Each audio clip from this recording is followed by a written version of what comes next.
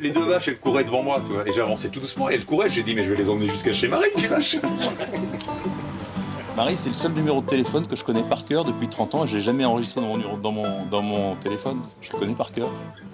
Tu le connais aussi, non? Oui, 05 55 28 13 33.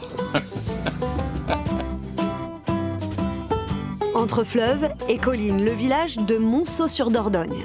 Il attire parapentistes, pêcheurs à la mouche. Et au bord de la route, il y a chez Maryse. On connaît tout le monde s'appelle par son prénom, tout le monde a son identité. Puis c'est très agréable, il y a des gens du coin, des gens qui reviennent, des habitués, des gens de passage, voilà. Et tout ça, c'est un brassage multiculturel, voilà, entre les passions, les nouvelles et toutes ces discussions du quotidien. Ce bistrot est une sorte d'anthologie, avec pour icône Maryse. C'est la maman de tout le monde ici. On arrive le matin, on n'a pas prévenu, on veut un casse-croûte au midi, on sait que quand on va arriver à midi, on aura notre sandwich. Et puis si on n'a pas prévenu et qu'on arrive quand même le midi et qu'on lui demande un sandwich, on aura le sandwich quand même. Moins sacré que Maryse, mais sacré quand même. Sur la terrasse, il y a la meule, la plus courue des habitués. La table en pierre. Cette table-là, c'est qui nous marque les bras quand on s'appuie dessus. Mais cette table-là, elle est voilà, c'est un endroit mythique. Ce bistrot, Maryse le tient de ses grands-parents. Ils l'ont construit eux-mêmes et en 1935, il a ouvert pour la première fois comme hôtel-bar-restaurant. Maryse, elle, aurait pu faire beaucoup de choses, mais elle a décidé de prendre la suite de sa grand-mère et de sa mère. Son bistrot, c'est son lieu de vie et le siège social de certains sportifs.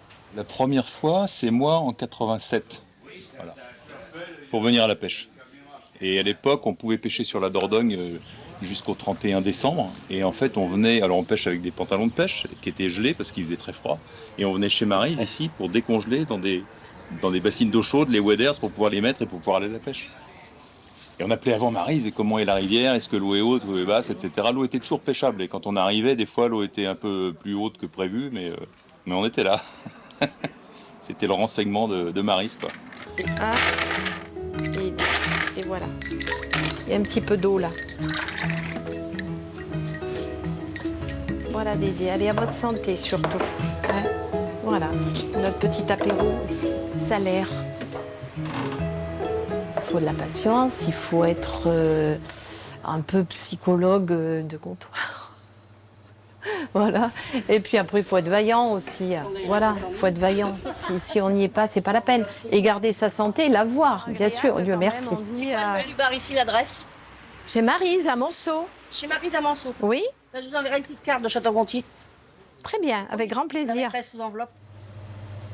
Bar, tabac, dépositaire de permis de pêche, de colis, bureau d'office du tourisme et aussi épicerie avec son mari.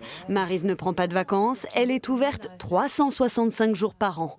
Maintenir son bistrot, elle en a fait sa vocation. Il faut insister, il faut perdurer, il faut que ça soit pris pour... allez, on met ça dans le patrimoine de l'UNESCO si on veut. Les derniers troquets, c'est le cœur, le lien, c'est le poumon d'un village. Voilà, tout simplement. Même s'il y a des choses qui disparaissent, il faut continuer.